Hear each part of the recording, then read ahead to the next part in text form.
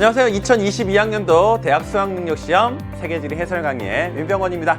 이번 시간은 해설편입니다. 그래서 이 시험이 전반적으로 어떻게 출제되었는지에 대한 평가는 이 앞에 있는 총평에서 다룬 것이고, 여기서는 1번부터 20번까지의 문제를 선생님과 함께 차근차근 공부해 보려고 합니다.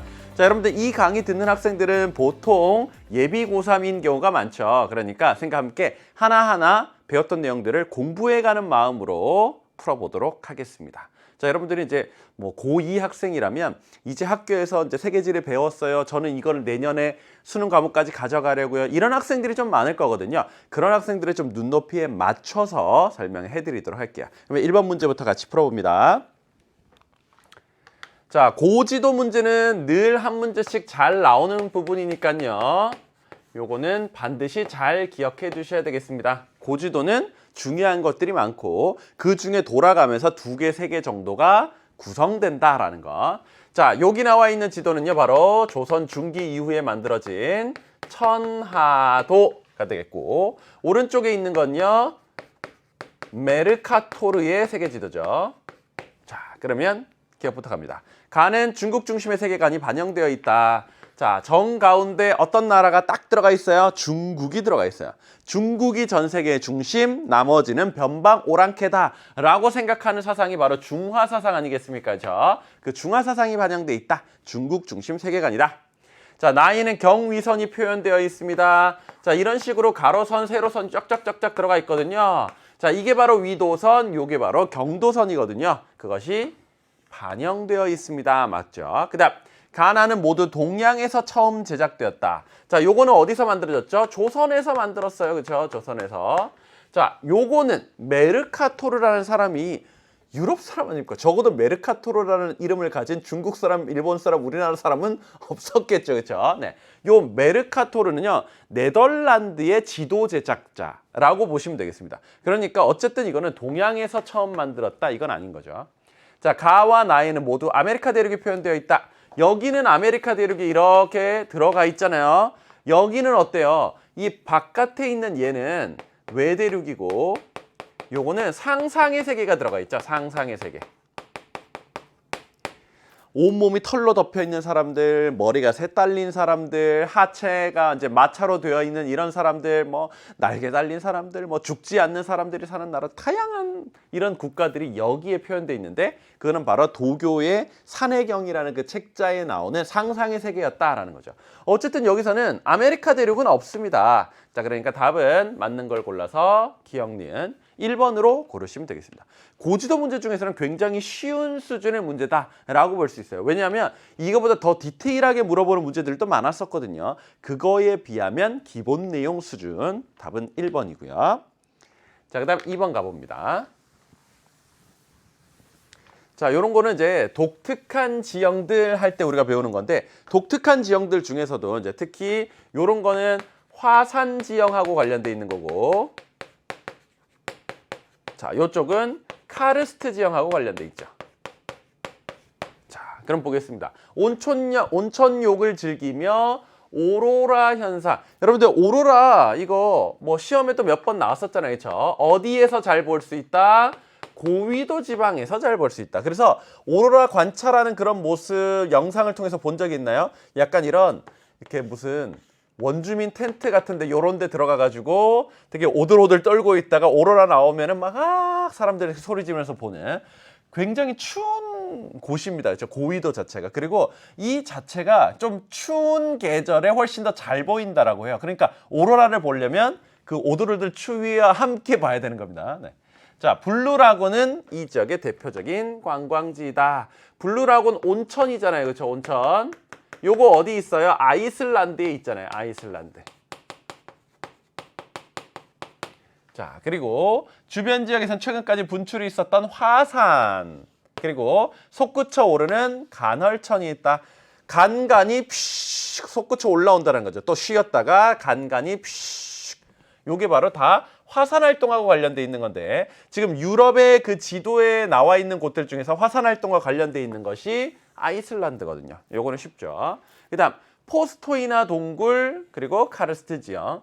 유럽의 유명한 석회 동굴 중 하나로 손꼽히는 포스토이나 동굴은 이 지역의 대표적인 관광지이다. 동굴 내부에는 오랜 시간에 걸쳐 형성된 다양한 형태의 종류석, 석순이 있고, 그리고 여기 지금 동굴이라는 것들이 있잖아요. 이건 석회동굴이죠. 그리고 얘네들은 석회동굴 안에서 볼 수 있는 독특한 지형들이죠. 이런 석회암 지대에서 나타나는 독특한 지형들을 카르스트 지형이라고 하잖아요. 자, 이 나라는 어디냐라는 거죠. 우리 포스토이나 동굴 이거 예시로서 수능 특강에도 나오고요. 그리고 무엇보다도 선생님의 수능 개념부터 함께 했던 학생들, 선생님이 항상 이 카르스트 지형의 어원을 설명할 때 요 나라를 함께 얘기해 줍니다. 슬로베니아라는 나라죠. 슬로베니아.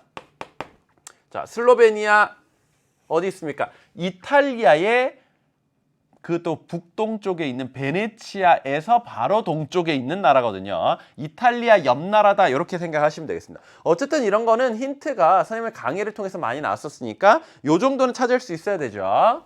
자, 그러면 아이슬란드 어디 있습니까? A죠. A. 그 다음에 여기는 노르웨이의 서해안, 이런 데서는 피오르 지형을 볼 수 있죠. 피오르 해안.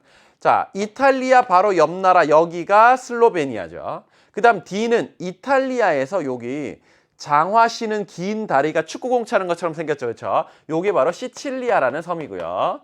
시칠리아는 화산 활동이 활발한 곳입니다. 선생님 여기도 화산 있고 여기도 화산 있으면 이거 뭘 보고 구분을 해야 돼요? 블루라군 자체가 일단 아이슬란드를 얘기해 줄 때 선생님이 항상 이렇게 같이 설명해 주는 부분이고, 오로라라는 것 자체가 고위도여야 된다고 했죠. 고위도. 그러니까 요걸로 선택했어야 됐다는 거죠. 답은 A, C 골라서 2번 선택하시면 되겠습니다. 이것도 힌트들이 중간중간에 많이 들어가 있는데 그 중에 한두 개만 확실하게 알아도 충분히 답을 골라낼 수 있는 수준입니다. 자, 그 다음 3번 가볼게요. 표는 지도에 표시된 네 국가의 주요 수출품을 나타낸 것이다. 가라 국가에 대한 설명으로 옳은 것은. 나와 있는 국가는요. 여기 칠레가 있네요. 자, 이쪽은 브라질이 있고요. 그리고 여기가 아프리카에서 인구가 제일 많은 국가 나이지리아 있죠. 이영명. 자, 요쪽에 있는 나라들이 중요했는데요. 그렇죠? 자주 나오는 국가. 여기가 뭡니까? 우리 아디스 아바바가 수도인 에티오피아죠. 그 다음에 여기는 케냐죠. 이쪽은 탄자니아죠. 요 나라들이 시험 문제 굉장히 잘 나오는데 그 중에서도 여기 있는 케냐가 나왔네요. 그러면 여기 있는 4개 국가라고 보시면 되는데 주요 수출품 봅니다. 자, 석유를 많이 수출한대요. 천연가스, 그 다음 뭐 선박 뭐 이런 것들 좀 수출을 하나 봅니다. 그 다음에 여기는 보니까 구리와 관련된 게 상당수를 차지하고 있습니다. 이쪽은 차, 꽃, 그 다음 뭐 석유와 관련된 제품. 그 다음 이쪽으로 가니까 콩, 석유, 철광석 이런 것들이 들어가 있거든요. 특히 이 부분은요. 자료와 함께 우리 그간의 기출에서도 많이 나왔었어요. 이거는 기출 문제만 풀어봤어도 사실 금방 쉽게 맞출 수 있는 부분입니다. 이 나라가 바로 어디였죠? 브라질이었죠. 브라질. 자, 이 나라는 어디? 케냐죠. 케냐. 그 다음에 구리 하면 칠레, 칠레 하면 구리, 7997. 네. 그 다음에 여기 원유와 천연가스는 보면 나이지리아가 한때 아프리카의 최대 산국 자리를 굉장히 긴 기간 동안 유지했거든요. 최근에는 뭐 앙골라로 바뀌었다고는 하지만 나이지리아가 전통적으로 아프리카에서 석유 제일 많이 생산한 나라였어요. 이게 바로 나이지리아. 자, 그러면 갑니다. 1번. 나는 아프리카에 위치한다. 칠레는 남미죠. 남아메리카. 자, 다는 세계에서 카카오 생산량이 가장 많다. 카카오 생산량이 세계에서 가장 많은 국가는 어디죠? 여기에 위치하고 있는 코트디부아르입니다. 그 다음, 나는 가보다 인구가 많다. 자, 나이지리아. 칠레 인구 정확히 얼마나 되는지 잘 모르죠. 근데 나이지리아는 적어도 상위권에 포진되어 있는 2억 명을 가지고 있는 대단한 국가입니다. 그렇죠? 인구면으로. 그러니까 요거는 틀렸고요. 자, 칠레는 뭐 1,500만 명, 뭐 1,700만 명 이 정도 수준이라고 생각하시면 됩니다. 그다음. 자, 다는 라보다 석유 생산량이 많다.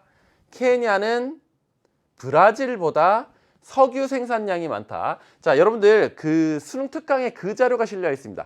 요 지역만으로 한정을 했을 때 석유를 굉장히 많이 생산하는 나라가 있었는데 그게 바로 어디였어요? 브라질이었습니다. 브라질. 이런 데는 이제 아프리카에서 많이 생산하는 거였는데 브라질도 기본적으로 석유를 굉장히 많이 생산하는 나라이거든요. 근데 여기 보니까 케냐가 있습니다. 케냐는 워낙 이렇게 석유 자체도 많지 않고 그러다 보니까 주요 수출품이 차하고 화훼류 이런 쪽이었었어요. 그렇죠? 그러다 보니까 브라질이 더 많다라고 했어야 되는 겁니다. 그렇죠? 그럼 이건 틀렸고. 자, 가에서 라 중 소사육 두수는 라가 가장 많다. 자, 이거는 우리가 외운 바가 있기 때문에 여러분들이 어렵지 않을 거예요. 그렇죠? 소부인 어디 가시오? 저요 중미에 놀러 가는데요. 이거였죠. 네. 소는 브라질, 인도, 중국, 미국, 에티오피아다라는 거였는데 브라질이 굉장히 많은 차이로 1위였거든요. 그러니까 요거는 확실하게 답인 줄 알았을 거예요. 그렇죠? 답은 5번이 되겠습니다. 약간씩 헷갈릴 수 있는 내용들이 들어가 있지만 답이 너무 뚜렷하게 보여서 어렵지 않았던 문제. 자, 그다음 4번 갑니다. 그래프에 가에서 라 지역, 대륙에 대한 설명으로 옳은 것은 라틴과 아프리카, 앵글로, 유럽 중 하나임이라고 했고요. 여기는 도시인구, 이쪽은 촌락인구가 나와 있습니다. 도시인구 나와 있고 촌락인구 나와 있으면 사실상 뭘 알 수 있죠? 도시화율이라는 것을 알 수가 있잖아요. 그렇죠? 전체 인구에 대비해서 도시에 얼마나 사람들이 살고 있느냐 그걸 판단해 볼 수가 있죠. 일단 요렇게 선을 한번 그어볼까요? 요렇게.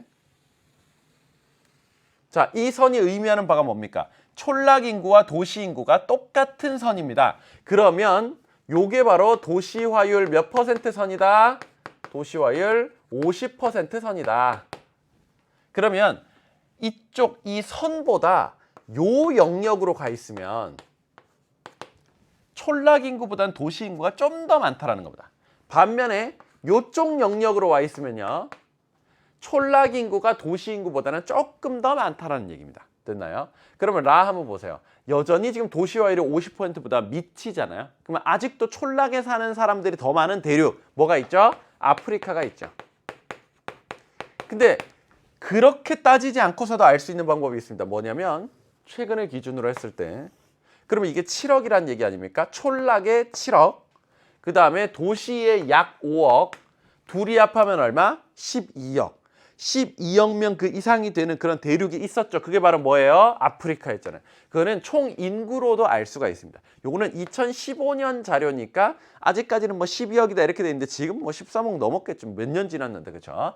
그다음 이쪽으로 가보면 가는 요만큼입니다. 나는 이렇게고 다는 이렇게입니다. 그간의 변화 추이를 여기서 볼 수 있지만 중요한 건 최근입니다. 그렇죠? 자, 이랬을 때 한 3억하고 여기 한 6천만 명, 3억 6천만 명 정도 되는 인구를 가지고 있는 대륙이 뭐죠? 앵글로 아메리카잖아요. 앵글로 아메리카. 이거는 인구 수 자체를 좀 봤어야 됐어요. 네. 그다음에 여기는요. 5억 넘고 이거 1억 넘고 그러면은 한 6억 몇 천만 명 이 정도 되는 거죠. 그게 바로 뭐가 있어요? 라틴 아메리카가 있죠. 라틴 아메리카. 그다음 다는 어때요? 다는 이게 거의 5억 5천만 명, 이게 2억이니까 한 7억 5천만 명 그 정도 되는 거잖아요. 그렇죠? 7억 4천만 명 그 정도. 이게 바로 유럽이 있죠. 유럽은 한 7억 4천만 명 된다고 우리가 알았으니까. 자, 그러면 이런 식으로 각 대륙을 알아낼 수 있었고요. 1번부터 갑니다. 가는 나보다 국가의 수가 많다. 앵글로 아메리카는 달랑 2개. 나머지는 적어도 2개보다는 훨씬 많거든요. 그렇죠? 그러니까 이거는 틀렸고. 라는 다보다 1950년 전체 인구가 많다라고 했습니다. 라의 1950년 볼까요? 요 정도입니다. 그러면 2억 한 3천만 명 그 정도 내외겠죠. 자, 다를 볼까요? 이렇게 돼 있으면 이미 2억은 훌쩍 넘었네요. 그렇죠? 그러니까 라가 여기 있는 다보다는 1950년 자체에는 인구가 훨씬 적었다라는 것을 알 수가 있죠. 그러면 이것도 틀렸고. 그다음 가에서 라 중 2015년 도시화율은 다가 가장 높다라고 했는데 자, 2015년 도시화율 최근의 도시화율은요. 앵글로, 라틴, 유럽, 아프리카 중에서 누가 제일 높아요? 유럽이 제일 높나요? 유럽보다 더 높은 애들이 있죠. 그게 바로 아메리카. 그 중에서도 앵글로 아메리카니까 가가 되겠습니다. 그다음 1950에서 2015년 라틴 아메리카의 촌락 인구는 감소하였다라고 했습니다. 라틴 아메리카 여기 있죠. 약간 늘었다가 살짝 최근 들어서 살짝이잖아요. 그러면 1950년에서 2015년으로 갈 때는 그래도 촌락 인구는 꽤 늘었다라고 볼 수 있죠. 도시 인구가 빨리 많이 늘어난 거에 비해서는 아니지만 감소하였다라고 보기는 어렵습니다. 1950에서 2015년 도시 인구 증가율은 아프리카가 라틴 아메리카보다 높다. 자, 도시 인구 한번 보세요. 여기에서 이만큼으로 증가했습니다. 그 다음에 라틴 아메리카는요. 여기에서 이만큼으로 증가했습니다. 자, 여기서는 증가율이라고 했습니다. 증가율은 뭡니까? 시작이 얼마였고 거기에서 몇 배 증가했느냐, 이게 바로 이제 증가율인 거거든요. 자, 시작 자체는 거의 2배 가까이 차이 나고 있습니다. 근데 나중에는 비슷한 수준으로 올라왔어요. 그러면 시작이 작게 시작해서 비슷한 수준으로 올라간 게 훨씬 많은 배수로 뻥튀기 된 거죠. 그렇죠? 그러다 보니까 아프리카가 증가율 자체는 훨씬 더 높았다라고 볼 수 있는 겁니다. 답은 그래서 5번 선택하시면 되죠. 요거는 전형적으로 그래프를 분석해서 풀어나가는 조금 복잡한 문제였고요. 자, 그다음 5번 갑니다. 그래프 가에서 다에 해당하는 지역을 지도에서 고른 것은, 자, 여기는 이제 해발고다 116m면 그냥 좀 저지대에 있는 거죠. 얘는 2300m에 있으면 이거는 꽤 고지대입니다. 여기 46m면요, 이거는 뭐 해안이죠, 그렇죠? 자, 그럼 이런 데는 뭐 거의 저지대라고 볼 수 있고 얘가 고산지대 또는 고원이다라는 거죠. 자, 그러면 여기는 적도 부근에 있는데 꽤 고산지대로 올라갔으니까 열대 고산 기후가 나타나겠죠. 이게 바로 에티오피아의 아디스아바바죠. 그다음 이런 데는 어때요? 여기는 이집트 쪽인데 이집트는 전부 다 무슨 기후라고 보면 됩니까? 사막 기후라고 보시면 되죠. 그 다음에 여기는 케이프타운 쪽이죠. 이쪽은 지중해성 기후. 너무 중요하게 많이 나왔습니다. 자, 그럼 여기서 볼게요. 자, 가로축은 월 기온 편차입니다. 월 평균 기온에서 연평균 기온을 뺐어요. 이거는 월 강수 편차입니다. 월 강수량에서 연 강수량을 뺐어요. 어쨌든 편차라는 개념이 뭐였습니까? 편차는 어떤 값에서 평균과 같은 이런 값을 빼는 거예요. 그래서 이 편차가 플러스가 나오는 거면 요거는 평균보다 높다라는 것을 의미하죠. 평균보다 높다. 근데 마이너스가 나올 때도 있죠. 이러면 평균보다 낮다라는 거죠. 요것만 잘 알아두시면 됩니다. 자, 그랬을 때 그러면 평균적인 1년 전체의 평균적인, 그러면 이런 걸 이제 연평균 기온이라고 할 수 있잖아요. 걔보다 훨씬 높아요. 그러면 이때가 여름이라는 얘기입니다. 여름. 이때가 겨울이라는 얘기죠. 그다음 1년 전체의 강수량을 12로 나눈 게 월로는 이 정도가 평균적으로 내린다라는 이런 값 아니겠습니까? 근데 플러스가 됐다라는 건요. 1년 전체의 그 월별 평균값 그거보단 더 많이 왔다는 거죠. 그럼 이거는 평균보다 강수량이 많았다라는 거죠. 이건 평균적인 강수량보다 적었다. 이렇게 볼 수 있는 부분입니다. 이쪽으로 갈수록 또 이쪽으로 갈수록. 자, 그러면 여기 있는 A부터 먼저 알아보도록 할게요. 여기에 BW니까 사실 그려보면 북반구에 있으니까 이 정도는 되겠고 거의 1년 내내 비가 잘 오지 않습니다. 그렇죠? 그러면 사실 그 달의 강수량과 전체를 이 월별로 평균 낸 거 이거 간의 차이가 거의 없다라는 거죠. 그러면 이게 뭔가 이쪽으로 가야 평균보다 많이 왔다는 거고 이쪽으로 가야 평균보다 적게 왔다는 거 아닙니까? 이건 제로에 거의 딱 붙어 있는 거죠. 기온만 단지 높아졌다 낮아졌다 하는 거죠. 그러면 이 다가 바로 뭐가 되겠다? BW가 되겠다. 이렇게 볼 수가 있는 겁니다. 그 다음 두 번째 여기 AH 요거를 한번 보시면요. 이게 살짝 북반구에 있으니까 조금의 차이는 있겠지만 그래도 거의 비슷하게 나타날 겁니다. 왜냐하면 이게 열대에서의 고산기후니까. 그러면 이 고산기후가 이게 뭐 예를 들면 이게 한 18도다 이랬을 때 얘는 기본적으로 그거보단 조금 낮긴 하겠지만 선선하게 좀 유지되고 있는 이런 편이거든요. 그렇죠? 그래서 기온으로 봤을 때는 큰 차이가 나지 않아야 된다라는 거죠. 자, 한번 보세요. 얘네들은 이만큼씩은 차이가 나잖아요. 그렇죠? 근데 여기 있는 가는 어때요? 살짝 높아졌다가 살짝 낮아졌다가 이렇게밖에 안 되는 거죠. 그렇죠?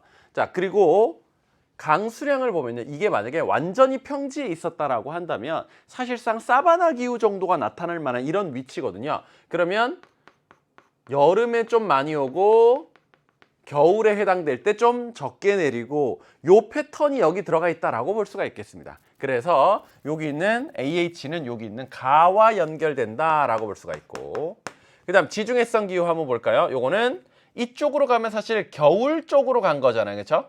왜냐하면 그달의 기온이 평균보다 낮았다라는 거니까. 근데 그러한 때 강수량은 평균보다 더 많이 왔어요. 그리고 이쪽으로 가면 여름 쪽으로 간다라는 건데 여름에 오히려 강수량이 더 적어요. 그러면 이거는 겨울에 수변하다, 여름에 건조하다. 이런 기후가 뭐가 있죠? 딱 지중해성 기후가 있잖아요. 그럼 이게 바로 나가 되는 거죠. 자, 이런 식으로 연결만 하시면 됩니다. 답은 4번으로 고르실 수가 있을 거예요. 자, 그 다음 6번 가봅니다. 지도에 표시된 세 국가에 대한 것이다. 가에서 다 국가에 대한 설명으로 옳은 것은, 사실 이것만 놔두고 여기에 문제를 풀게 했으면요, 오히려 조금 더 선생님이 봤을 땐 난이도가 높아질 수 있을 거라 생각하거든요. 근데 여기 아예 달랑 3개 나라밖에 안 주고, 그럼 얘네들을 그냥 매칭을 시켜서 풀어가는 거기 때문에 오히려 그냥 난이도가 좀 더 떨어지는 이런 상태입니다. 자, 요거는 바로 미얀마라는 나라죠. 미얀마. 자, 요쪽 요 2개 정도죠. 여기가 말레이시아. 그 다음에 요쪽이 필리핀이죠. 자, 그럼 봅니다. 국가 내에서 이슬람교 신자가 가장 많으며 종교 내용이 은근히 들어가 있죠. 그렇죠? 이슬람교 신자 수가 많대요. 자, 미얀마는 불교 신자가 많죠. 필리핀은 크리스트교 신자가 많죠. 말레이시아는 이슬람교가 다수이죠. 자, 그러면 가는 바로 뭐다? 말레이시아다. 수도는 쿠알라룸푸르네요. 그렇죠? 쿠알라룸푸르가 말레이시아의 수도다라는 것도 많은 학생들이 알고 있으니까. 문화와 종교의 다양성을 존중하여 여러 종교에 관련 휴일이 있다. 그래서 뭐 예전에 영국으로부터 식민 지배를 받았을 때 크리스트교도 전파가 되었으니까 뭐 크리스마스 이런 것도 당연히 이제 공휴일이고, 그 다음에 불교도 좀 전파가 되어 있으니까 뭐 부처님 오신 날 뭐 이런 날도 이제 들어가 있고, 그 다음에 인도 쪽에서 사람들이 좀 넘어와 가지고 살다 보니까 힌두교와 관련된 이런 공휴일도 있고 그렇다라는 거죠. 그 다음 나는 국가 내에서 불교 신자 수가 가장 많으며, 불교 신자 수가 가장 많다? 그럼 이건 미얀마가 되겠네요. 자, 수도는 네피도이다. 라카인주에 거주하는 소수민족인 로힝야족은 요거 보고도 딱 미얀마인지 알 수 있죠. 얘네들은 어디 쪽에서 넘어왔을 것으로 추정하고 있어요? 그 인접한 나라인 방글라데시에서. 근데 방글라데시는 이슬람교를 믿는 사람들인데 그쪽에서 사람들이 많이 넘어왔다 보니까 미얀마는 불교를 믿는데 소수민족인 로힝야족은 이슬람교를 믿는다고 이러면서 박해, 차별을 좀 많이 받았다라는 거죠. 그 다음 다는 국가 내에서 크리스트교 신자 수가 가장 많으며 수도는 마닐라이다. 남부 민다나오 섬 등에 거주하는 모로족은 이슬람교를 믿는다. 자, 요거는 필리핀이죠. 자, 그럼 1번 갑니다. 가는 동남아시아에서 이슬람교 신자 수가 가장 많다. 동남아시아에서 이슬람교 신자 수가 가장 많은 국가. 이 국가는 세계 최다 무슬림 국가이기도 하죠. 인도네시아네요. 틀렸고요. 자, 나의 여성 전통 의복으로는 아오자이가 있다. 자, 아오자이는 어느 나라 여성 전통 의상이죠? 이거는 베트남이죠, 베트남. 그 다음 다의 전통 음식으로 볶음밥을 의미하는 나시고랭이 있다. 나시고랭은 어느 나라 거였어요? 이건 인도네시아 거거든요. 인도네시아.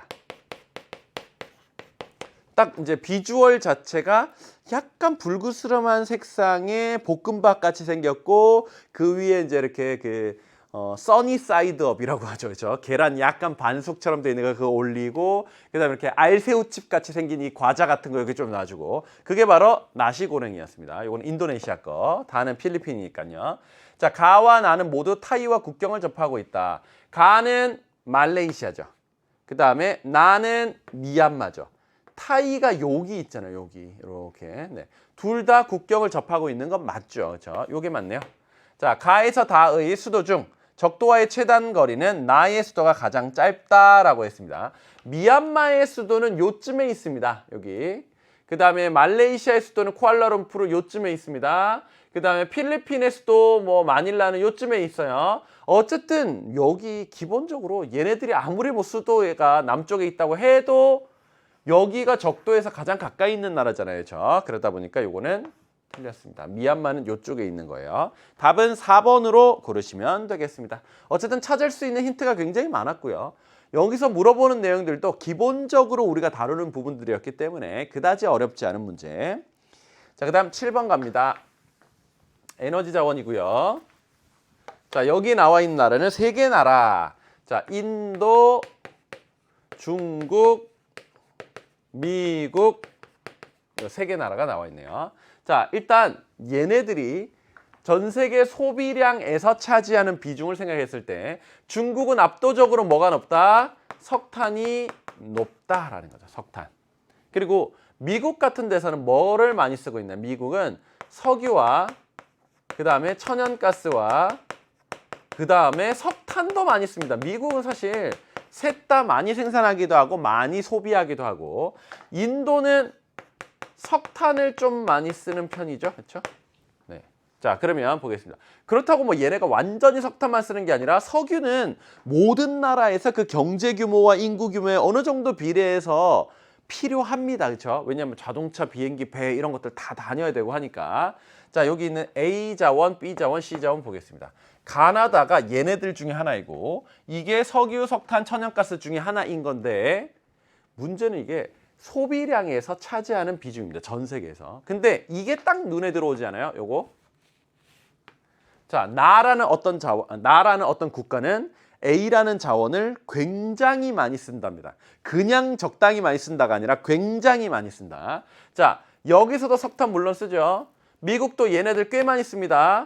중국은 전 세계의 약 50% 정도의 석탄을 생산하고 또 그만큼을 써버리다 보니까 너무너무 비중이 높게 들어가 있다는 거죠. 그러면 이게 국가니까 이게 중국이 될 수밖에 없고요. 여기가 석탄이 될 수밖에 없어요. 그런 식으로 얽힌 실타래를 풀어가야 되는 겁니다. 자, 그러면 이게 중국이다. 여기가 중국이다. 그러면 중국에서 석탄을 제일 많이 쓰긴 한데 그 다음 많이 쓰는 게 석유예요, 천연가스예요? 천연가스는 그다지 많이 쓰지 않고 석유는 워낙 거기 이 나라 땅덩어리도 크고 인구도 많다 보니까 기본적으로 운송수단은 다 석유로 다녀야 될 거 아닙니까? 그러니까 그나마 중국은 이 두 가지 중에서는 석유를 많이 쓰는 편이거든요. 그럼 얘가 천연가스? 자, 그렇다면 보겠습니다. A라는 자원을 지금 요 나라는 많이 쓰진 않는데 그래도 뭐 전 세계적으로 봤을 때는 꽤 쓰는 거예요. 근데 지금 B라는 자원과 C라는 자원, 즉 석유와 천연가스는 꽤 많이 쓰고 있습니다. 오히려 중국보다도 석유는 석유든지 천연가스든지 더 많이 쓰고 있다는 거죠. 그럴 만한 나라가 뭐가 있어요? 미국이 있죠. 미국. 자, 그러면 가가 자동으로 뭐가 되겠다? 인도가 될 건데 맞는지 검토해 보면 됩니다. 자, 인도는 석탄을 그래도 꽤 많이 쓰고 석유 적당히 쓰고 천연가스는 많이 쓰는 편은 아닙니다. 이게 이제 패턴이 중국이랑 좀 비슷하죠. 다만 훨씬 더 적은 양으로. 자, 요렇게 연결하시면 딱 들어맞고요. 자, 그러면 1번 갑니다. A는 산업용보다 수송용으로 소비되는 비율이 높다. 석유에 대한 설명이죠. 틀렸고. A에서 C 중 상용화된 시기는 B가 가장 이르다. 저 중에서 상용화된 시기 어떻게 해볼 수가 있나요? 네, 석탄, 그 다음에 석유, 그 다음 천연가스, 요 순이죠. 자, 그 다음 세계 에너지 자원 소비에서 차지하는 비율은 요렇게 된다라고 했는데, 자, 제일 많이 쓰는 게 석유 아닙니까? 그 다음 석탄이죠. 그 다음 천연가스죠. 근데 여기에 딱 맞게 잘 들어가 있어요. 그렇죠? 3번이 답이 됩니다. 그 다음 가는 C의 최대 수출국이다.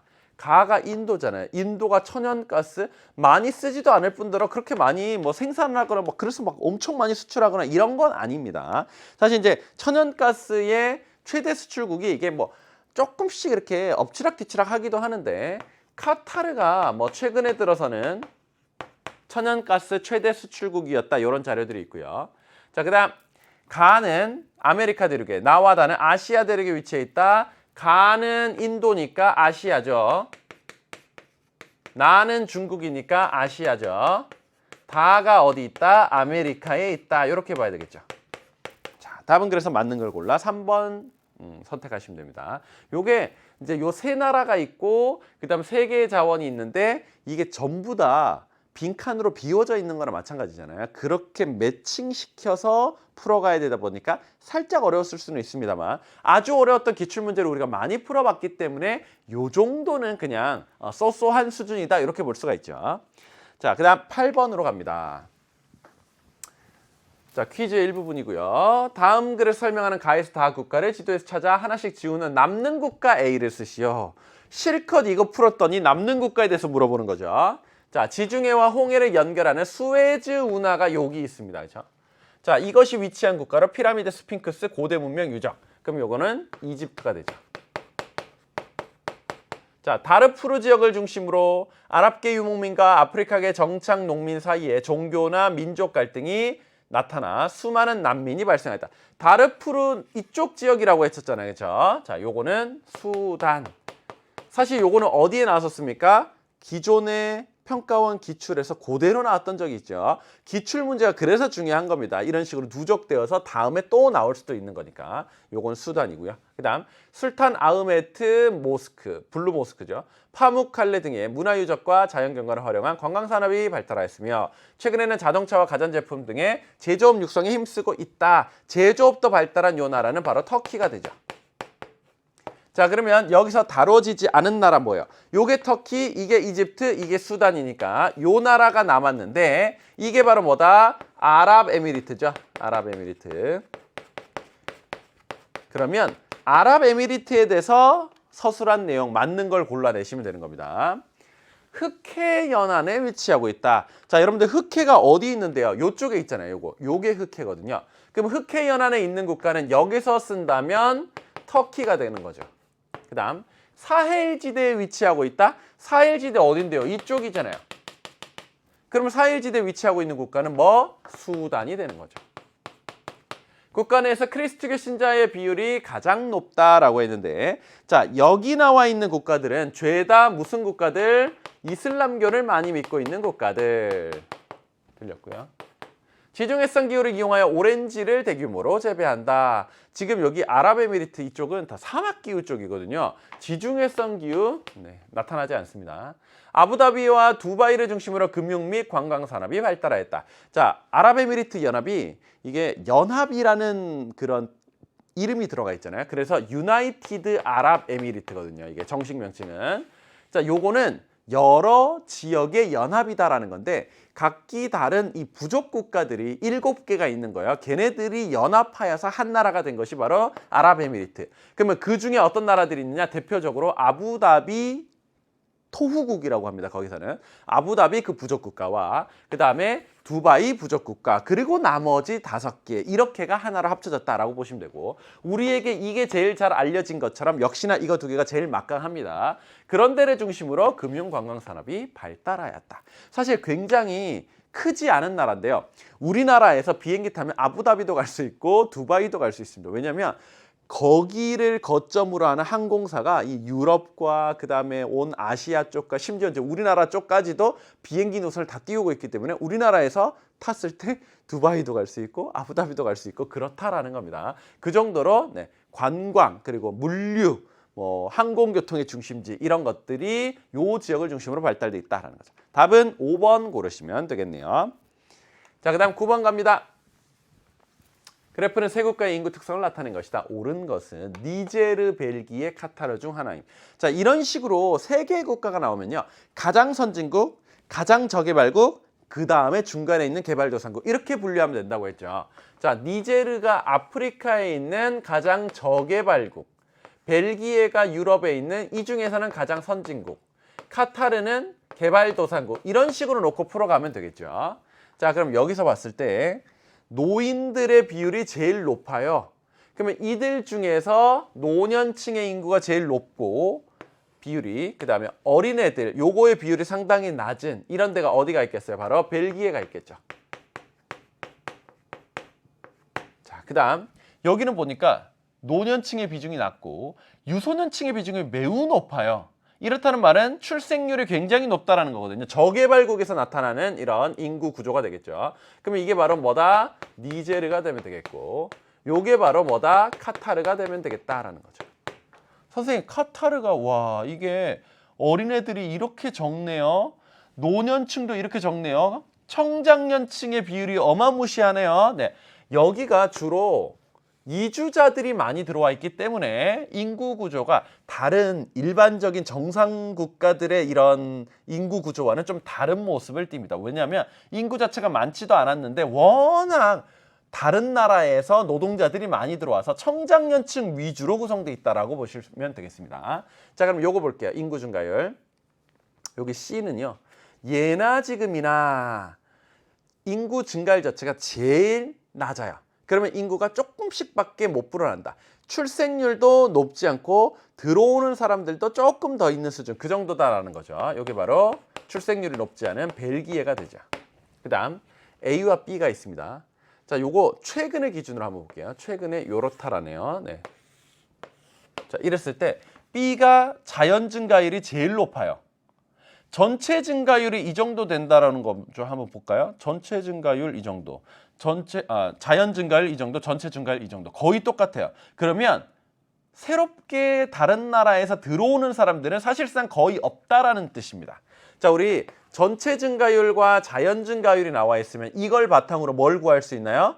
사회 증가율, 즉 얼마나 많이 유입되어서 인구가 늘어났느냐, 그걸 우리가 계산을 해볼 수가 있는 거거든요. 어떻게 구할 수 있어요? 전체 증가율은 자연 증가율 플러스 사회 증가율, 요렇게 볼 수가 있는 겁니다. 그럼 우리가 이게 궁금한 거잖아요. 그럼 이거를 이쪽으로 넘겨서 빼버리면 되는 거죠.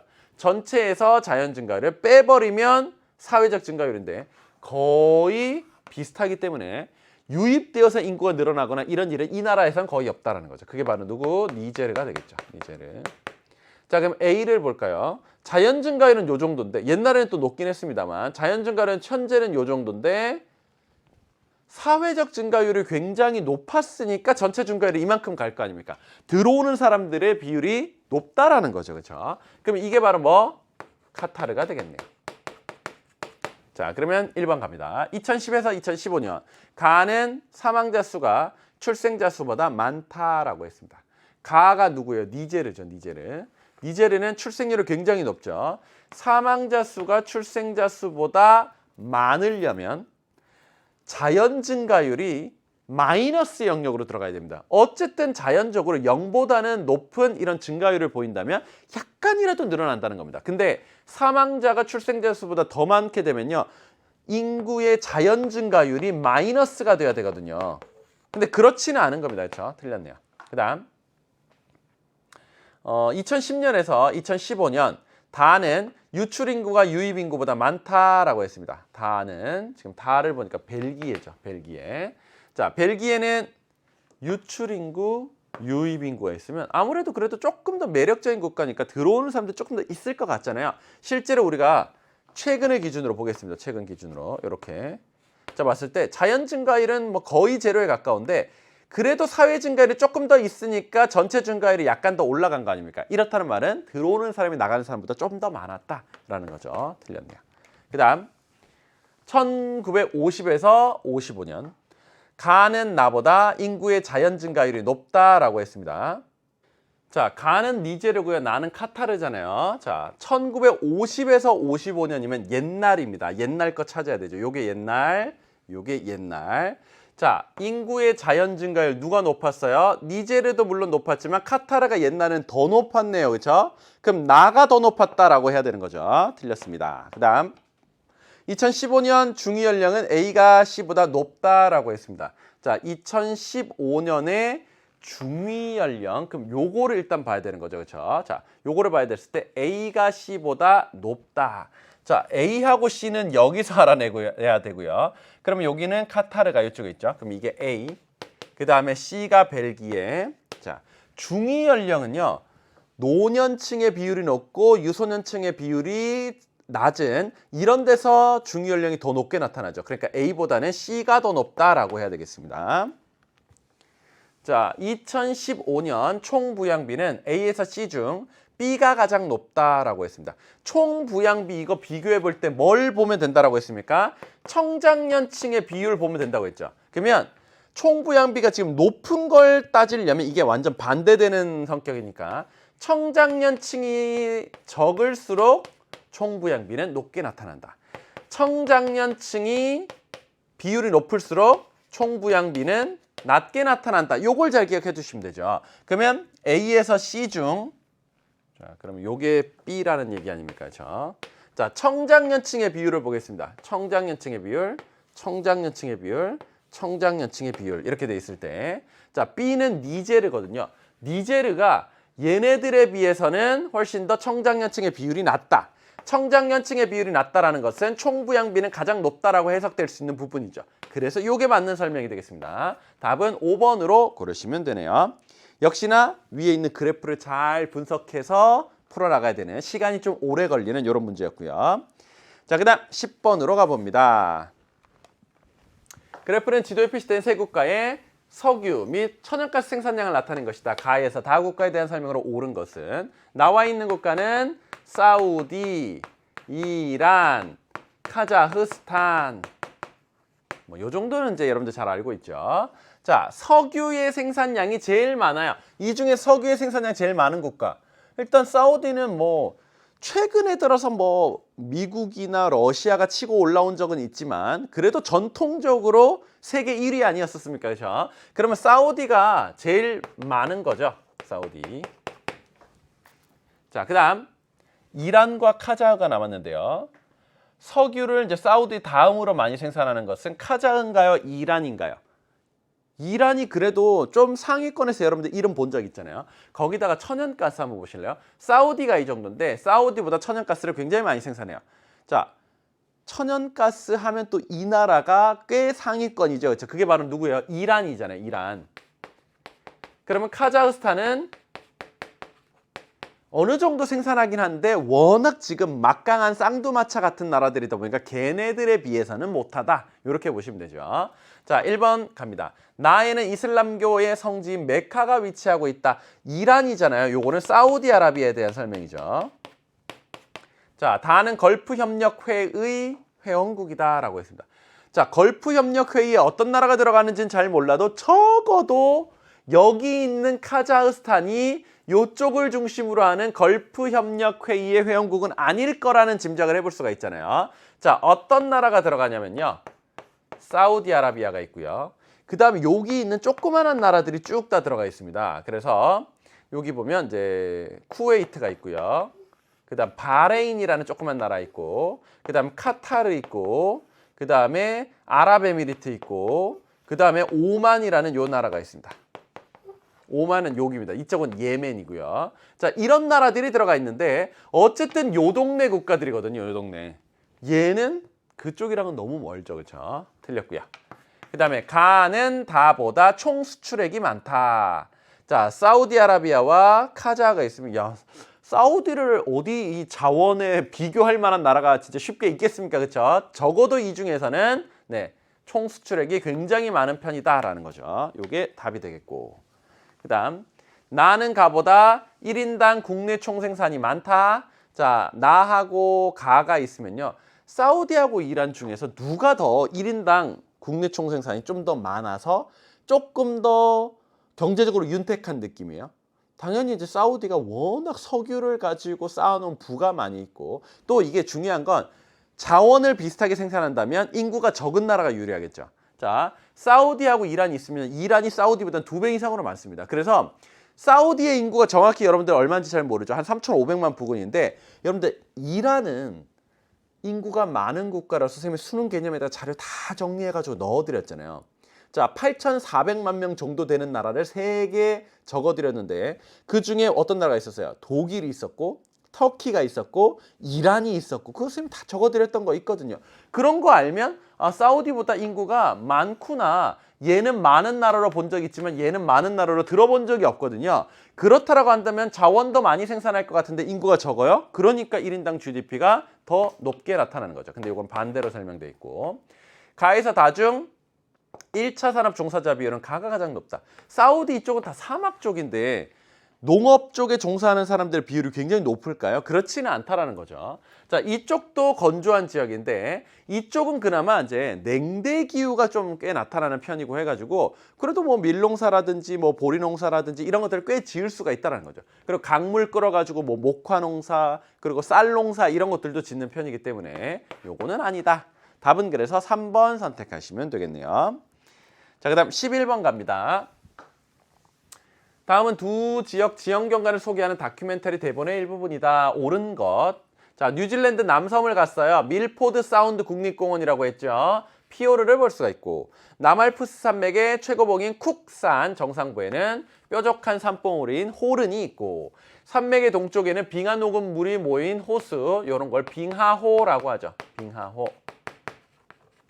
자, 미국 서부 지역을 가다 마뉴먼트 밸리가 있습니다. 건조한 평원의 우뚝선. 메사와 뷰트 뭐 이런 식으로 돼 있는 거 있었잖아요. 그렇죠? 이렇게 돼 있는 거. 자, 근데 상층부에는 단단한 암석층이 덮여 있고 하층부에 연암층이 존재하고 있는 독특한 지형이었습니다. 데스밸리 죽음의 골짜기에 가면 산지와 평지가 만나는 곳에 선상지가 잘 발달돼 있고 저지대에는 비가 올 때만 물이 고이는 호수, 평상시에는 소금바닥으로 드러나 있는 플라야가 있습니다. 자, 기억 볼게요. 자, 기억은 빙식고기의 수면 상승으로 침수되어서 형성된 것이다. 피오르 형성 원리의 기본이죠. 자, 리을은 경암층과 연암층이 차별적인 풍화 침식을 받아 형성되었다. 얘네들은 경암층이 연암층 위에 덮여 있어요. 덮여 있다 보니까 연암층이 쉽게 침식되지 못하도록 보호 마개 같은 역할을 해주는 거죠. 어쨌든 이런 식의 독특한 구조이다 보니까 주변이 똑같이 깎여나가지 않고 누구는 덜 깎여나가고 누구는 많이 깎여나간 그래서 이런 불룩불룩 올라와 있는 이런 지형을 볼 수 있죠. 그런 의미에서 차별적인 풍화 침식을 받았다라고 얘기할 수 있는 겁니다. 자, 니은 주변, 홀은 주변에 바하다, 미음 주변, 선상지 주변에 에스커 이게 잘 발달되어 있나요? 에스커는 뭔데요? 이거는 빙하 녹은 물, 융빙수잖아요. 그렇죠? 이것이 퇴적시킨 제방 모양의 지형이었습니다. 제방. 자, 바하다는 뭐였나요? 바르하는 초승달 모양의 사구였고 바하다는 이게 선상지 너무 여러 개가 한꺼번에 붙어 있는 거죠. 연합 선상지. 자, 그러면 이거는 반대되지 않았습니까? 그렇죠? 플라야 같은 데 근처에 이게 있는 거고 홀은 근처에 이런 게 있을 수 있는 거죠. 얘네들은 빙하 지형, 얘네들은 건조 지형이니까. 자, 디귿은 비읍에 형성된 호수보다 염도가 높다. 빙하호는 맹물 호수죠. 그렇죠? 플라야에 만약에 물이 고여 있다면 이거는 굉장히 염분 농도가 높은 짠 호수입니다. 그러니까 반대로 설명했죠. 답은 기억, 니은 골라서 1번 선택하시면 되겠습니다. 기본 내용만 잘 알면 어렵지 않게 풀 수 있는 수준이죠. 자, 그 다음 12번 갑니다. 식량작물이고요. 밀과 옥수수 중 하나임. 쌀이라고 해도 뭐 학생들이 크게 그렇지 않았을 것 같은데 어쨌든 이거 두 개 중에 하나 고르는 겁니다. 자, 여기가 이제 A고 요게 B인 거죠. 자, 그랬을 때 밀하고 옥수수 중에 뭘까라는 건데 나와 있는 거에서 힌트를 얻을 수밖에 없습니다. 자, 나와 있는 것 중에 힌트는 B는 유럽이 굉장히 강세이고 A는요. 유럽도 어느 정도 있지만 아프리카가 꽤 있습니다.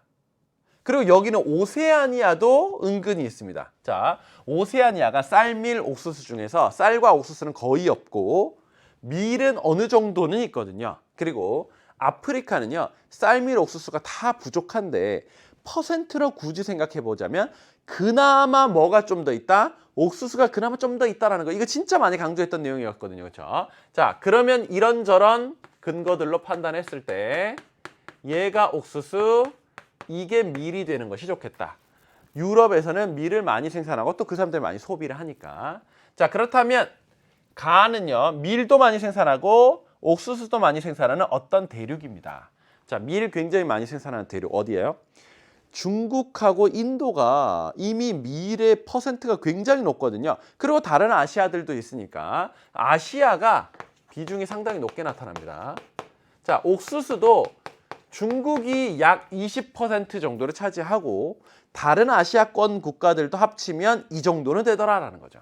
그 다음 아시아 못지않게 오히려 이거보다 좀 더 많이 생산하는 대륙이 바로 어디예요? 앵글로 아메리카죠. 미국의 생산량 자체가 굉장히 많기 때문에 그러면 여기서 안 나와 있는 것은 뭐예요? 라틴 아메리카죠. 라틴 아메리카에서도 뭐 브라질이라든지 아르헨티나라든지 멕시코라든지 이런 나라들이 꽤 생산했습니다. 옥수수를. 자, 밀은요. 아시아와 유럽 위주이긴 한데 그나마 앵글로 아메리카, 미국과 캐나다에서 좀 생산하고 라틴 아메리카는 밀을 많이 생산하거나 이런 편은 아니죠. 그래도 뭐 브라질이라든지 아니면 아르헨티나의 뭐 팜파스 지역이라든지 이런 데서 밀을 어느 정도는 생산합니다. 자, 그럼 1번. B는 A보다 세계 총생산량이 많다. 세계 총생산량 어떻게 구할 수 있나요? 요거는 옥수수가 제일 많고 그 다음 쌀, 그 다음 밀인데 큰 차이는 없더라 라는 거죠. 쌀이 조금 더 많은 수준. 자, B는 A보다 바이오 에탄올의 원료로 사용되는 비율이 높다. 밀하고 그 다음 옥수수가 있으면요. 바이오 에탄올의 원료로 많이 이용되는 것은 옥수수. A의 원산지, 옥수수의 원산지는 아시아 쪽이 아니라 라틴 아메리카, 멕시코나 그 인근 정도로 보고 있죠. 그 다음 A의 생산량이 가장 많은 국가는 나에 위치한다. 옥수수 생산량이 가장 많은 국가는 미국이잖아요. 미국은 앵글로 아메리카에 있는 건 맞잖아요. 요게 답이 되겠네요. 자, B의 수출량이 가장 많은 국가는 다에 위치한다. 자, 밀의 수출량이 가장 많은 국가. 요것도 근래 들어서 조금 이렇게 엎치락뒤치락 바뀌긴 했었는데요. 그래도 최근 자료를 보면 이제 러시아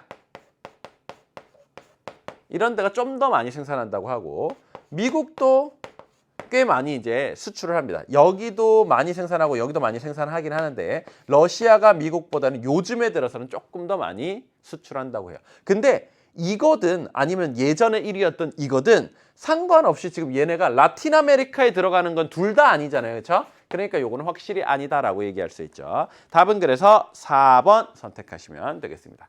살짝 뭐 까다로운 부분이 있긴 하지만 기존 기출이 너무 어려웠던 거에 비하면 요 정도도 쏘쏘하다라는 거죠.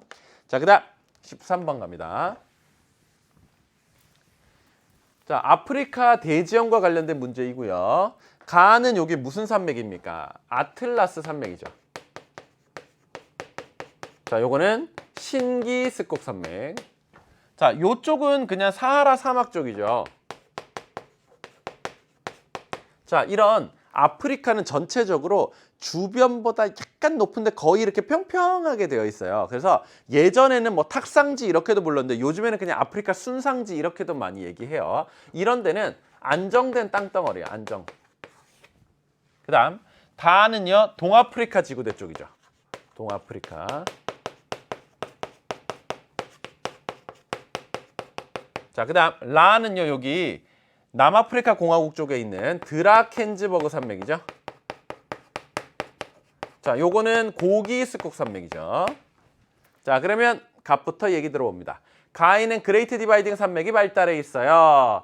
자, 그레이트 디바이딩 산맥 저거는 이건가? 뭐 이렇게 막 머릿속에 약간 그냥 당연하게 읽힐 때가 있어요. 분명히 다른 거 아는데 이렇게 막 수능이 긴장감이 있고 이러니까 그래 그레이트 디바이딩 많이 들어봤던 거 맞나? 뭐 이러고 넘어간다라는 거죠. 이건 어디 있는 거예요? 이거는 호주 동부에 있는 거잖아요. 오스트레일리아. 아니죠. 그다음 나에는 신생대 조산운동으로 형성된 산지가 발달해 있어요. 이쪽은 안정된 땅덩어리라니까요. 요거 아니죠. 신생대 조산운동으로 형성된 산지 족이 있고요.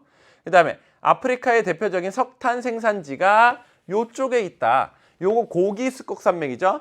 고기 조산대 쪽에 석탄이 많이 생산되는 거죠. 그렇죠? 아프리카의 대표적인 석탄 생산지 남아프리카 공화국이 되겠습니다. 자, 다는 나보다 화산 활동의 발생 빈도가 높아요. 자, 이쪽은 동아프리카 지구대입니다. 땅이 이렇게 쩍쩍 갈라진 단층이 형성되어 있는 거고 이렇게 형성되는 이유가 뭐예요? 밑에서부터 마그마가 올라와서 대륙판 자체를 옆으로 계속 밀게 이렇게 벌려버리는 거죠. 그렇죠? 그러면서 이렇게 쩍쩍 갈라지고 가운데가 주저앉고 이런 데 사이사이로 용암이 분출되어 나올 수가 있다라는 거죠. 그러니까 화산 활동의 빈도는 여기는 꽤 있는 건데 나는 안정된 땅덩어리니까 그렇지 않다라는 거죠. 그래서 이건 맞는 설명. 답은 병정 연결해서 5번으로 선택하시면 되겠습니다. 요거 역시 이제 뭐 대지형과 관련된 문제 중에서는 이제 특정 대륙으로 한정해서 조금 더 디테일하게 물어보는 출제 경향이 있다라고 했죠. 그런 경향의 문제였고요. 자, 그다음 14번 갑니다.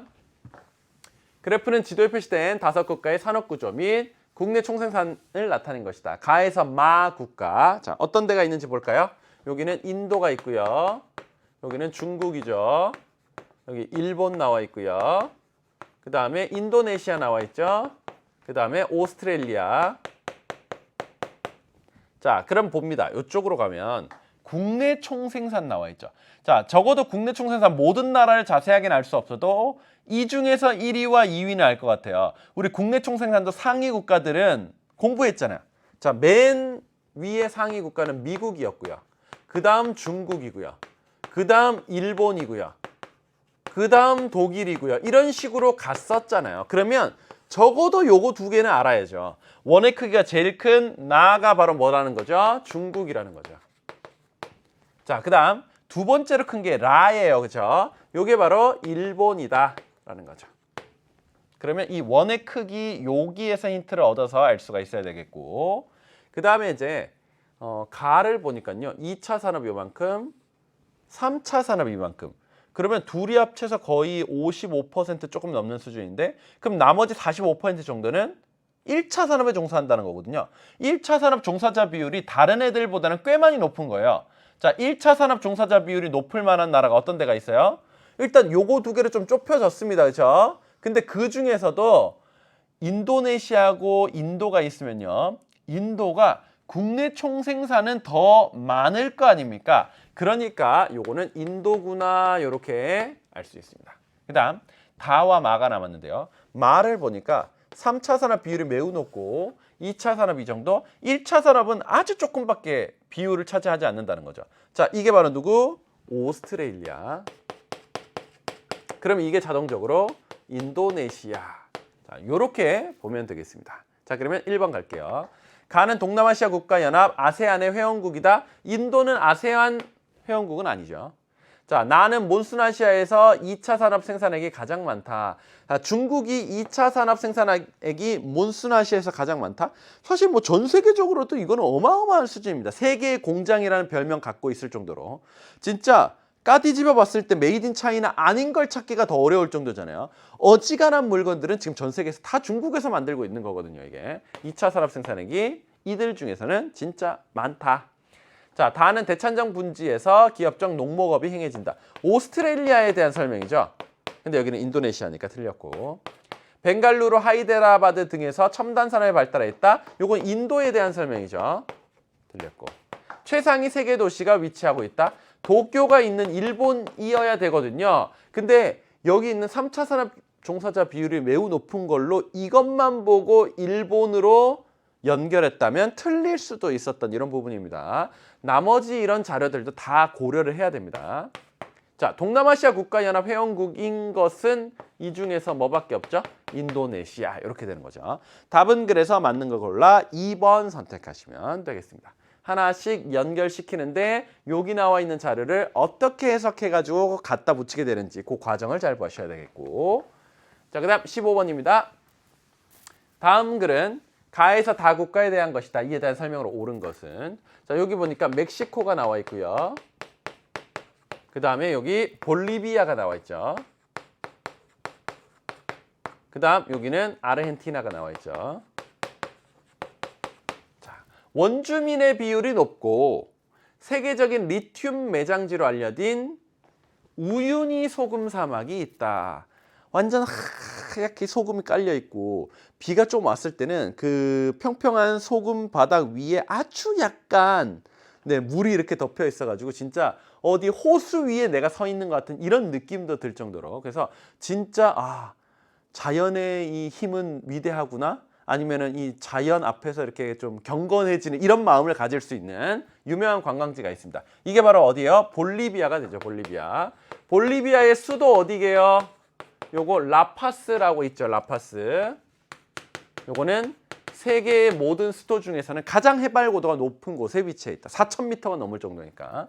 자, 원자재와 중간재를 수입해 조립 가공하여 다시 수출하는 마길라도라가 발달하였다. 요거는 멕시코잖아요. 그렇죠? 멕시코의 수도는 어디예요? 멕시코 시티죠. 자, 멕시코 시티.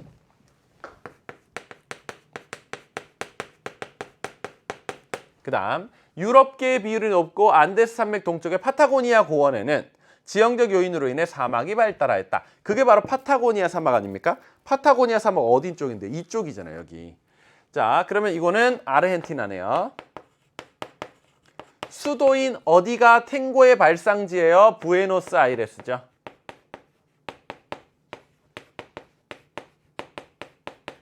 자, 그러면 1번 갑니다. 나에서는 종주도시화 현상이 나타난다. 자, 멕시코는 종주도시화 현상 할 때 우리가 대표적인 예시로 넣어가지고 배웁니다. 멕시코 시티의 그 도시권에는 2천만 명이 넘는 사람들이 몰려 살거든요. 근데 2위 도시하고는 상당히 인구가 많이 벌어져 있어요. 2배 이상으로 벌어져 있으니까. 그러니까 종주도시화 현상이 나타나는 대표적인 곳으로 배웠습니다. 그 다음 다에서는 포르투갈어를 사용한다. 여기 나와 있는 나라는 죄다 무슨 언어를 쓰고 있습니까? 에스파냐어를 쓰고 있습니다. 포르투갈어는 어느 나라에서 쓰고 있는데요? 브라질에서 쓰고 있는 거거든요. 그 다음 가는 다보다 국토 면적이 넓다. 자, 볼리비아하고 아르헨티나가 있으면 딱 봐도 아르헨티나가 훨씬 더 넓은 거죠. 자, 디귿은 북반구에 위치한다라고 했는데 부에노스아이레스는 요쯤에 있잖아요. 그렇죠? 여기. 그러니까 틀렸고. 자, 기역은 니은보다 인구가 많다. 볼리비아의 라파스, 멕시코의 멕시코시티. 자, 우리 뭐 이 멕시코시티의 인구가 많다라는 거는 사실 자료를 통해서 본 적이 있는데 라파스가 어느 정도인지는 사실 감이 없잖아요. 그렇죠? 근데 볼리비아 인구 자체가 1,000만 명 그 정도 수준입니다. 근데 멕시코시티가 우리가 봤던 자는 2천만 명 도시 하나에 그 정도. 그러니까 당연히 얘네 인구가 훨씬 적은 거죠. 그렇죠? 자료를 보면 한 100만 명 정도 수준이라고 나와 있거든요. 그러니까 이렇지는 않다. 멕시코시티는 굉장히 큰 도시입니다. 자, 답은 그래서 맞는 걸 골라 1번 선택하시면 되겠습니다. 자, 그 다음 16번 갈게요. 다음은 세계지리 온라인 수업 장면의 일부분이다. 교사의 질문을 옳게 답한 학생을 고른 것은. 일단 기후 문제니까 기후부터 먼저 써볼게요. 여기 그린란드의 바닷가 지역을 제외하고 내륙 쪽은 빙설기후가 나타나죠. 빙설기후.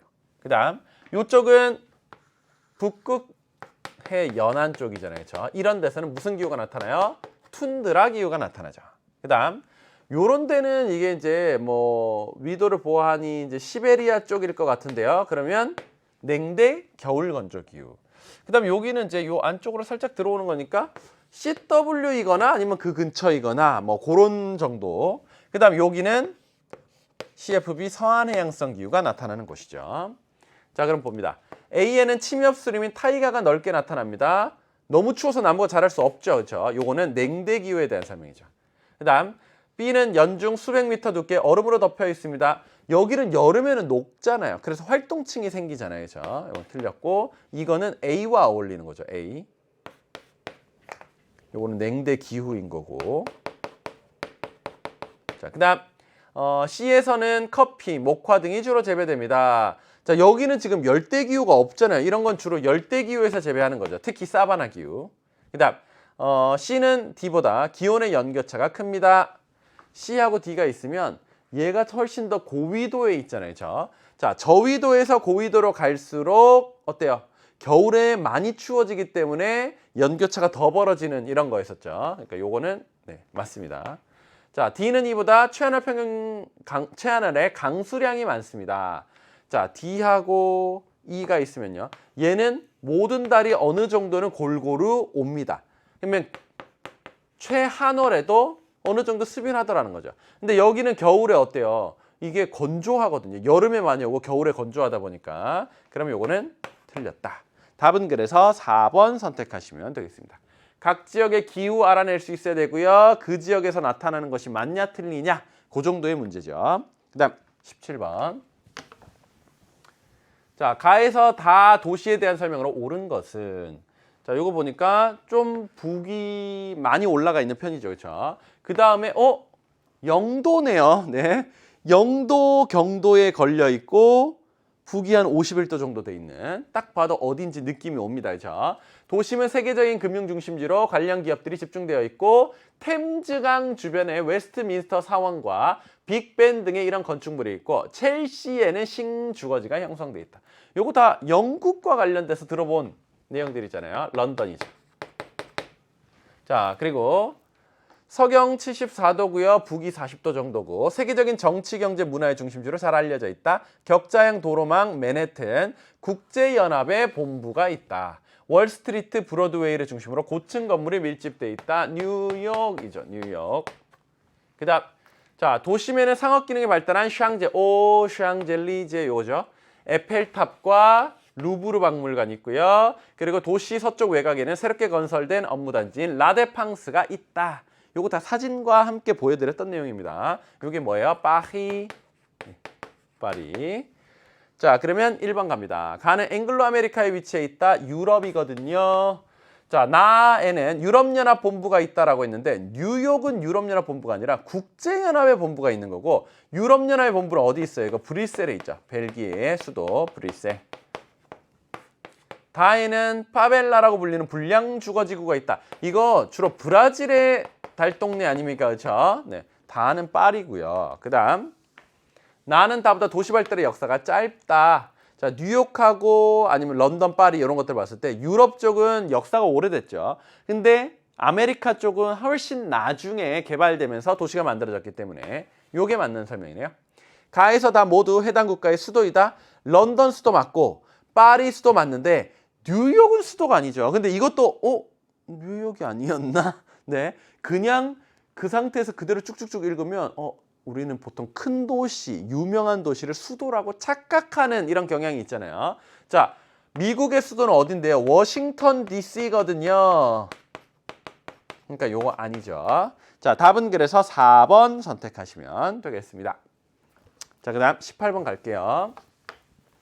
지도의 A에서 D 지역에 대한 설명으로 옳은 것. 자, A는 여기 런던 부근에 있는 어느 곳이네요. 그렇죠? 자, 요 주변이 뭐예요? 캠브리지 사이언스 파크 아닙니까?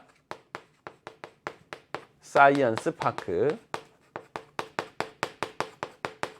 캠브리지 쪽이다. 이렇게 보시면 되고 B가 이게 로렌 공업지역, 프랑스 동부입니다. 그렇죠? 그래서 이게 이제 루르자르 이 공업지역과 연결되어 있는 거 아닙니까? 그 다음에 이쪽이 태평양 연안 공업지역이죠. 이쪽이 오대호 연안 공업지역이죠. 자, 그러면 기억 봅니다. A에는 소피아 앙티폴리스가 있다. 소피아 앙티폴리스 이쪽 아닙니까? 그렇죠? 이쪽. 자, A는 캠브리지. 대학이 굉장히 유명하죠. 옥스퍼드, 캠브리지 이 두 개가 영국에서 제일 유명한 대학교. 자, B는 풍부한 철광석을 바탕으로 제철공업이 발달했던 지역이다. 여기에 이제 철광석 표시가 있었고 이쪽에 이제 석탄 표시가 있고 그러니까 그걸 가져와 가지고 제철공업 이런 것들이 발달할 수 있었던 곳이죠.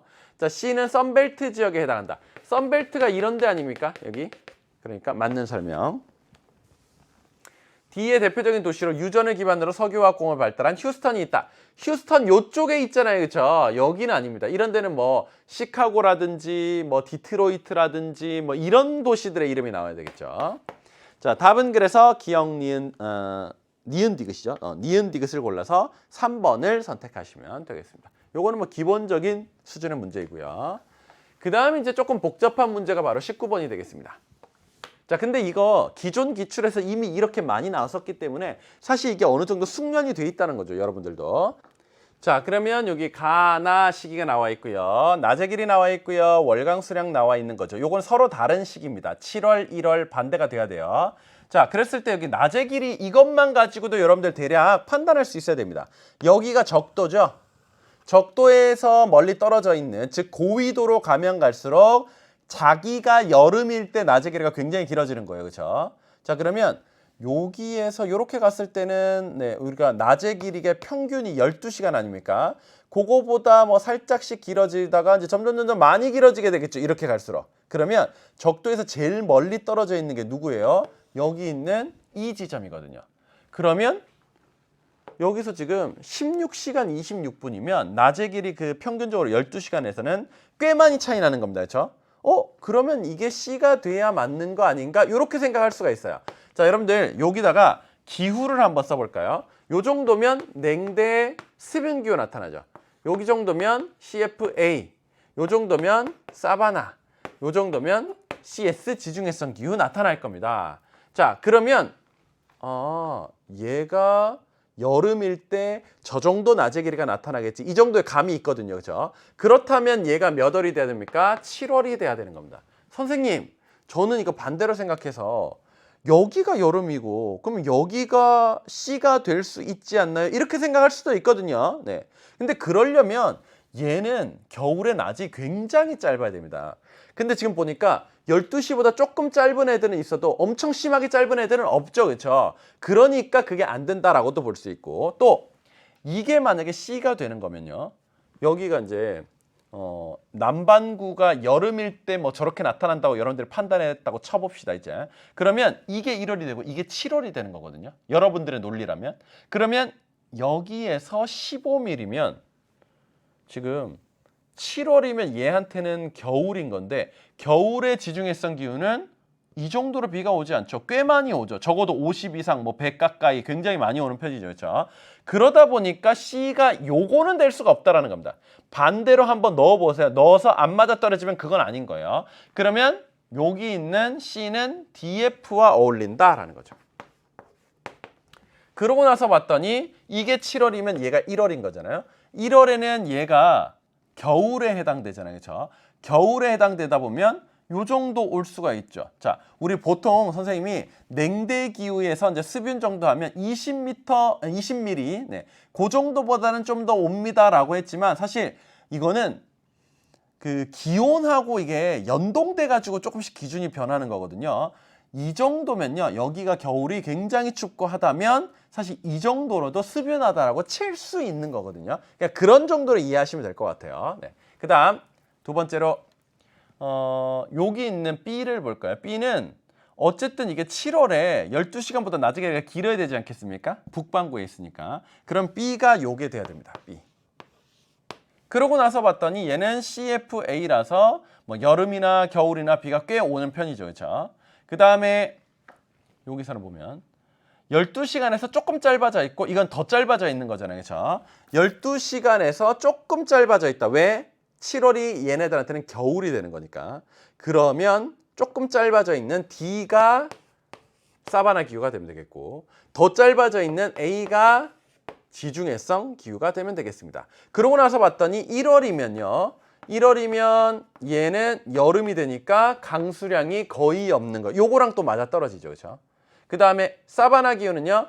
1월에 여름이니까 이 정도 비 많이 오는 거 딱 맞아떨어지죠. 그렇게 이해하시면 되겠습니다. 자, 기억할게요.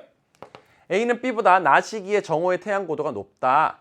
A는 B보다 낮 시기면 1월이잖아요. 그렇죠? 1월이면 지금 얘는 겨울이 되는 거고요.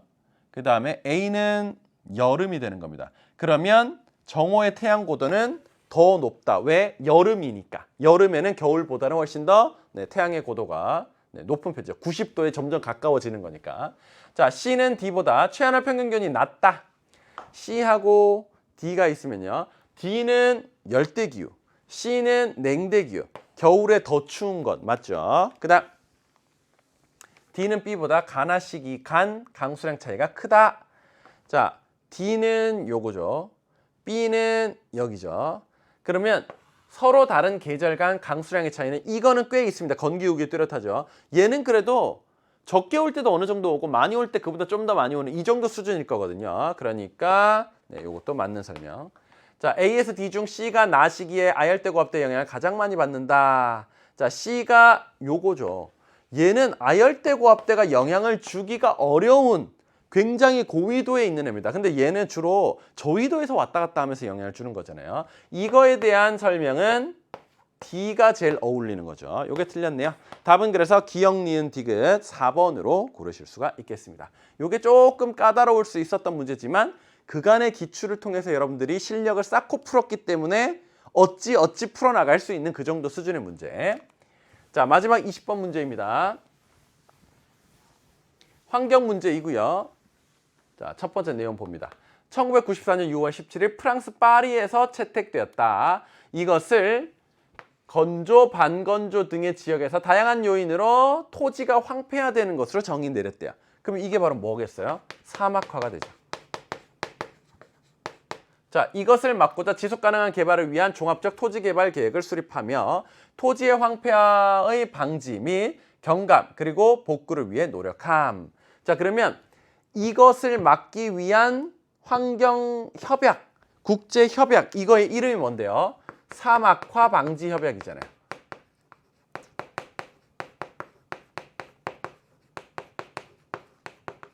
자, 그 다음 두 번째로 2015년 12월 10일 프랑스 파리에서 채택되었습니다. 여기도 파리, 여기도 파리. 자, 이것의 위협에 대한 전 지구적 대응을 강화하는 것이 목표이고 이것의 위험을 줄이기 위해서 산업화 전 수준 대비 지구 평균 기온 상승을 2도씨보다 현재의 낮은 수준으로 유지하도록 노력하려고 한다. 지구 온난화와 관련된 얘기를 해주고 있는 거잖아요. 그렇죠? 지구 온난화. 그럼 지구온난화를 막기 위해서 2015년 파리에서 채택된 이것은 파리 기후협정이죠. 그렇죠?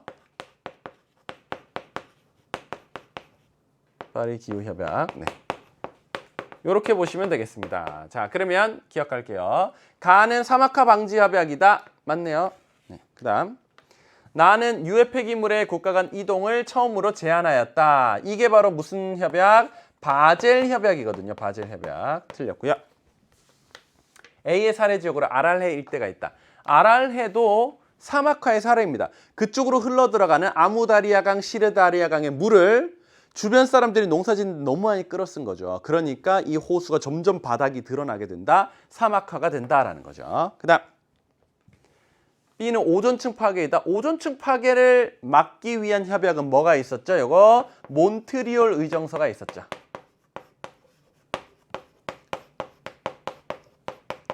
자, 그래서 답은 기역과 디귿을 연결하여 2번으로 선택하시면 되겠습니다.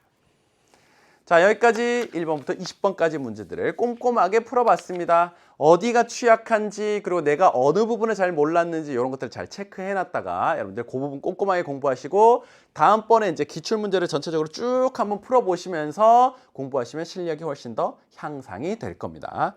자, 여기까지 이제 민쌤의 세계지리 해설 강의는 모두 마치고 선생님 이제 아쉬운 인사를 하나 해야 될 것 같아요. 선생님이 이제 EBS에서 그간 오랫동안 강의를 하면서 2012년부터 2022 수능을 위한 강의까지 총 이제 10년이 넘게 동안에 세계지리를 강의를 해왔었어요. 그러다가 이제 선생님이 한국지리로 이제 가서 강의를 하게 되었고, 그래서 선생님이 세계지리와는 이제 수능 개념, 수능 특강 이런 강의는 이제 담당하지 않는 거니까 여러분들 혹시나 아쉬운 마음 드는 학생들도 있죠. 그런 학생들은 선생님의 수능 개념 2022가 있거든요. 교육과정이 바뀌지 않았기 때문에 민쌤과 함께 공부하시는 학생들은요, 그 책으로 또 그 강의로 공부를 하셔도 됩니다. 어쨌든 선생님은 한국지리에서 이제 여러분들을 또 강의해드릴 준비를 하고 있을 테니까요. 또 한국지리 선택 같이 하는 학생들은요, 민쌤과 함께 공부를 하셔도 좋을 것 같습니다. 여러분들 그간 수고 많으셨고요. 선생님은 이만 물러갑니다.